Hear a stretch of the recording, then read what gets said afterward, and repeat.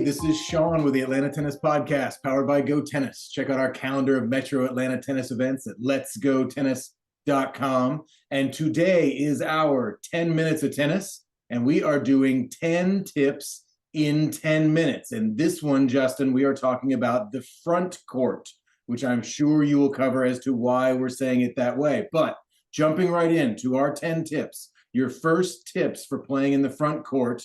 Number one, read the play, read the racket. What are we talking about? Yeah, excellent. Let's just cover quickly what the front court is. Sometimes people get it confused. They sort of have back court, mid court, front court. I sometimes think about front court meaning preparation and approach and coming from back to front, because back behind the baseline, front moving forward and being aggressive to the front court. So we could, claim it that we're actually talking about mid court and front court right here. But I just wanted to quickly mention that it's a critical part of the game right now. If we really look at the way the sport has gone, everyone's taking the net, everyone's coming forward, everyone's trying to take time away. And it's a critical one that everyone needs to understand that there's some methods that you need to use, which are these 10 tips. So we're going to go into number one. Number one, read the play, read the racket. Yes. So read the play, read the racket. Read the play meaning look at your opponent, see that they're in trouble. Think about coming forward now, because so many people are so used to being back on the baseline and waiting for the absolute perfect opportunity. You don't get that anymore. So read the play. You've already pushed him one to the side. Now he's a little bit 20% less. He's hitting the ball shorter. Take your opportunity. So read the play. Look for him first. Okay. The second one is read the racket, meaning if you're watching the racket, you'll identify what type of ball that you're approaching on. So by reading the play, reading the racket will give you your cues to be able to come forward and be more effective. There you go. Number two, perfect split step. Yes. So the split step's critical because a lot of people too tend to be so comfortable on the baseline. They tend to sit versus be more in the balls of their feet and ready to take off. So being able to read the play, read the racket, being in a decent split step will allow you to get a quick step forward if you get the right split step in the balls of the feet. And an extra one from me, but technically from you. You like me to split step before my opponent hits the ball. So an early split step is better, gives you a little extra time to figure out what's going on and to read the play. Number three, movement is everything. Yeah, movement is everything. So where a lot of people get troubles going forward into the front court, or at least into the mid court, I've already qualified that, but going forward, you really got to use your body. You've really got to use your legs. You've really got to get your momentum going. And if people don't think about their body moving forward and their whole momentum coming forward, their forward court or front court is always going to be struggling. And after the split step, talking about your movement, number four is the first two steps are critical, not the first three, not the first one, but the first two. Yes. If I could be on a court right now, I could show, which I've showed 1,000 times over, actually 1,000,000 times over. Your first two steps is what gets you momentum going. So you should be in a linear motion. And that's what gets your momentum going into then what we call balance or adjustment steps to then as you're critically making the decision and execution. But the getting into the front court, pushing off, getting off, the first two steps are critical. And I commonly tell people you should be almost doing one or two arm pumps and 1-2 full linear steps to then get your momentum forward into the front court. That makes a lot of sense. I know they teach running where your arms are just as important as your legs. And 100%. Speaking of legs, there's a segue. Number five, strike with your legs to have options. What do you mean there? Yes. So again, all this is being talked about momentum, build up, getting your body to the ball. But when you go to strike, you want to make sure you're trying to drive out of the legs into the ball so that your hands can be relaxed, compact, and hit towards your contact. A lot of people tend to get there and they tend to either stop or they slow down their momentum, or they actually then try to overswing because they didn't adjust or read the ball properly.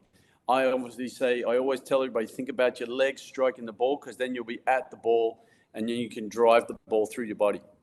Number six, front foot hop for effectiveness. What is a front foot hop? Yeah, that's a new one that's been around for a little while. Actually, it's been around for a long time, but people don't really teach it. And it's not hard to teach if you just practice the movement patterns before they strike a ball. But front foot hop basically allows you to stay more square to the ball as you're striking it and land on the front foot versus allowing the outside leg rotating through, which can sometimes affect driving the ball in the direction you want to go. So front foot hop can really keep you square on, head on contact, and drive through to your contact, whichever direction you pick. Reminds me of that little karaoke step where you got the little hop and the leg comes behind so you can stay sideways to hit your target better. Yep. Federer was the perfect example of that front foot hop, especially on forehand. Yep. All right. So number 7, strike the ball on the rise. Is this every once in a while? Is this all the time? Is it is it most of the time? What are we talking about? Strike the ball on the rise. The whole idea of coming into the front court or trying to work your way into the front court is to try to take time away from your opponent. So yes, taking the ball on the rise, you should be thinking about getting there early, taking the ball on the rise. Don't let it drop. Don't let it become harder under the net. If it's a little bit higher, it's easy to hit clearance over the net. So there are so many advantages by making sure you're coming forward to try to take the ball earlier on the rise versus letting it drop. And that's a lot about time. We talk about that in a bunch of conversations you and I have, which is taking time away. It's more important now since the mid-2000s when players backed up and realized you just can't get it past anybody. If we take time away, moving forward is a more modern view. Absolutely. And all these tips are just trying to help you. If you struggle to get to the front court, they're trying to give you cues and things you can work on. And I think most people could work on this almost every day just to keep getting over and over and over the intuition to be able to go, okay, I'm going forward. This is what I got to do. Oh, I made that mistake. Okay, let me correct that. And it's all about movement, taking it early, taking the time away, and being able to get into the net. Obviously, biggest one also, you got to be able to volley. So, yeah, that's good. And speaking of volleying, number 8 is to commit to a target. Yes. So a lot of people tending when they're coming forward into the front court or through the midcourt into front court is they will commonly try to pick a target, but they'll look before they strike, or they haven't decided and then decide as they're striking, look away.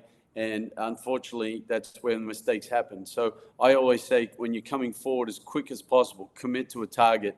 Your movement pattern, your striking, everything goes towards one thing and then setting up for the net play. We talk about that in golf as well, because that's going to allow to help for your number 9 tip, which is eyes and head on target. Can I guess? The head needs to be still, the eyes need to be looking at the ball, the contact, that kind of thing. Yeah, again, so if you're committed to a target, you're going to be a lot more easier to stay on target and stay on contact when you're driving through the ball. So they sort of go hand in hand a little bit, because once you've committed, you actually can stay on the ball. But you will be surprised how many people get the opportunity to come into the front court, they have a commitment, and they look for the end result before they strike the ball. So that's where committed and staying head on the ball, eyes on the ball, is a very effective tip to make sure you make it count. We'll put all those things together. I'm taking the ball on the rise. I'm moving forward in a less common movement, and I'm going to hit the frame if my eyes look up, because I haven't quite decided if I've got that target. I'm looking to see if you've moved, and all of a sudden my head's off contact. That ball's going sideways, right? Yeah, absolutely. Yep. And that goes into tip 10, obviously, where we go in, follow the trajectory of the ball. Basically, you should be following it all the way in.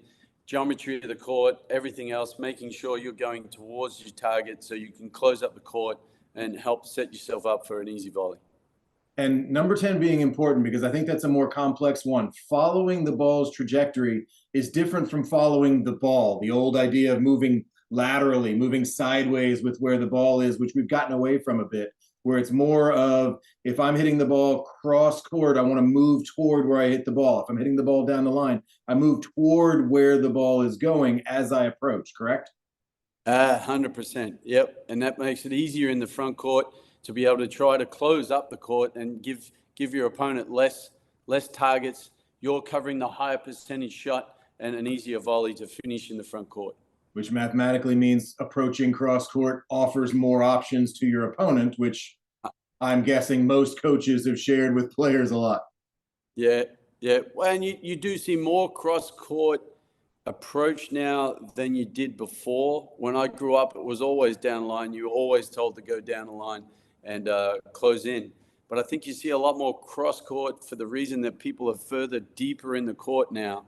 And so the cross court sometimes is the best option to take them away and make them run as far as they can. So, it's still not the best because it does give the opponent more options to go at you on the front court where you're in the net. But otherwise, it's still following the trajectory of the ball is still the same method. Yeah, makes sense. Justin Yeo, this has been 10 tips in 10 minutes. I think we actually made it this time. Thank you, sir. We'll see you next week. Excellent. Thanks, guys. See you soon.